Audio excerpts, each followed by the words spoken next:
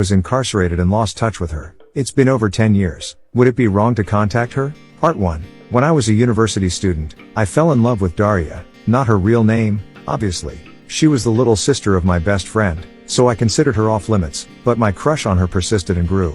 She's one of those beautiful, brilliant people who is alive and breathing to make the world a better place. How could I not be drawn to that? One day, she told me she had feelings for me, and to my relief, my best friend didn't have a problem with me dating his sister, either. So for 2 wonderful years, Daria was my girlfriend.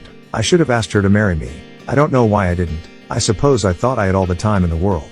We were young and there was no need to rush things. We lived in a country that isn't exactly democratic, and we were political activists. I ended up getting arrested and going to prison for 9 years. Please don't think I'm some kind of monster for this. I don't want to go into detail in case it makes me identifiable somehow, but we didn't hurt anyone or do anything immoral.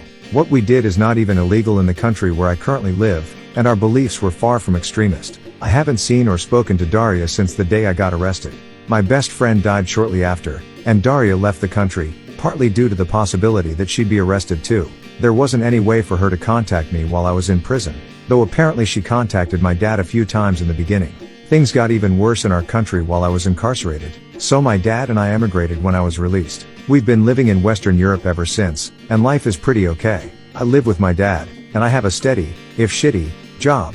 Months ago, I found Daria online. She lives in a neighboring country, 7 hours away by rail.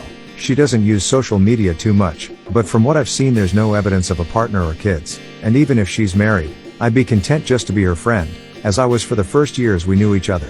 Part of me desperately wants to reach out to her, and my dad has been encouraging me to do so, but I feel like it'd be too selfish. The circumstances of her brother's death were very traumatic for her, and I'm afraid that I'm just a living reminder of all the bad things that happened to us. And if she does have a partner, would my contacting her offend him and trouble their relationship? I don't want to cause her any more sadness. Time stood still for me while I was in prison, but I know it didn't for her or anyone else. She's done so well for herself. She's built a whole life, and I don't want to derail that life just because I feel entitled to a place in it. She might not even remember me at all, and even if she did invite me back into her life, I'd be nothing but a burden now, owing to my wrecked mental health. We've been apart twice as long as I knew her. Have I even the right to miss her as much as I do? For now I've contented myself with Googling her name every so often and seeing that she's okay. It just hurts a lot, and I don't know how to make it not hurt. I still love her with everything I have. I probably always will. Should I reach out to her, or leave her alone? If I do contact her, what should I even say? Update. I sent Daria a message the evening after I made my post. It was something like, I don't mean to intrude, but I wanted to say hello and thought I would give you my new contact information in case you ever felt like getting in touch. If not, that's completely fine too. I left her my mobile number and email address, wished her well, and that was that. I knew it might be a while before she responded, if she responded at all, so I tried to put it out of my mind. Early Monday morning, my phone rang. It was an unfamiliar number from the country where Daria lives. Who else would ever be calling me from there? I panicked a little bit, but I managed to answer in time. She asked a few times if it was really me, and I couldn't tell if she was laughing or crying. At first she called me by the very affectionate version of my name she used too, but then she quickly apologized and corrected herself, which broke my heart a little bit. It was an awkward phone call, but not in a bad way. I was extremely nervous, and it seemed like she was too, but happy. Also, some of you mentioned that Daria would want to know that I was safe, and this was more true than I could have guessed. Because unrest in my country increased a lot during the last year I was in prison, she was afraid that they would decide to quietly kill me rather than let me go. There are documented cases of other prisoners like me having met very suspicious ends in the months before my release, so it wasn't a totally unreasonable worry. She also said she repeatedly tried to send me parcels of supplies and put money on my commissary account, but her attempts were rejected without explanation. After my sentencing, I was not allowed to receive correspondence or to have a commissary account at all, because of the classification of my crimes, so she was forced to give up. She told me this as an apology, as if I would have been disappointed with her for not helping me more. I had no idea she had done any of that. I do know that it was not a safe thing for her to do, and I feel terrible that she put herself at risk trying to make me a little more comfortable. She didn't seem to want to talk about what happened any more than that, and so we didn't. We changed the subject to more lighthearted things. Our jobs, the cities where we live, how my dad is adapting to a new country, etc. When she arrived at work and had to end the phone call, she asked if I wanted to continue talking through a messaging app. Obviously I said yes, and downloaded it immediately. We sent messages throughout the day, and she even interrupted her commute home to send me a picture of a restaurant modeled after one of my favorite books, just because she thought I would like it.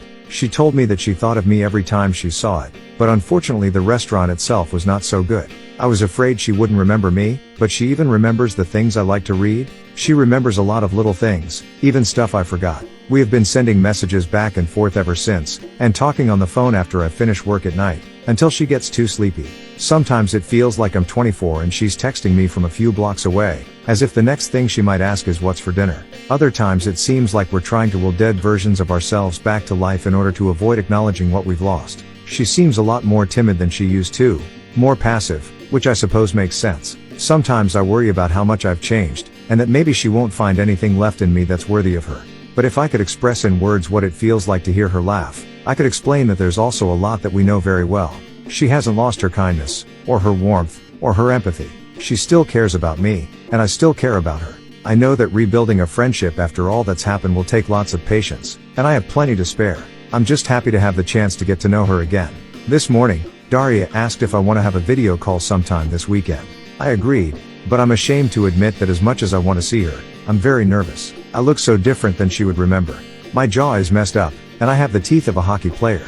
Fortunately, I will qualify for healthcare insurance soon and be able to have it fixed. I lost weight that I haven't put back on, and I see an old man in the mirror. I'm also worried that I will get very emotional when I see her, and embarrass myself that way. I don't really cry in front of people. I'm not used to it, and this doesn't seem like a good occasion to start. Aside from not wanting to appear pitiful, I don't want her to feel forced to comfort me.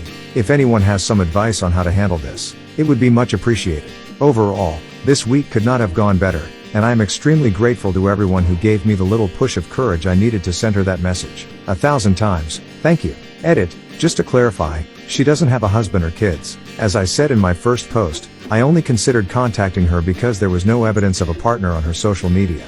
But I understand that my first post wasn't visible for a while, so I can see why that may not have been obvious. Sorry for the confusion. Thank you for watching our video. If you enjoyed it and want to see more, please consider subscribing to our channel. By subscribing, you'll be the first to know when we release new content. Don't forget to hit the notification bell, so you never miss an upload. We appreciate your support and hope you'll join us on this journey.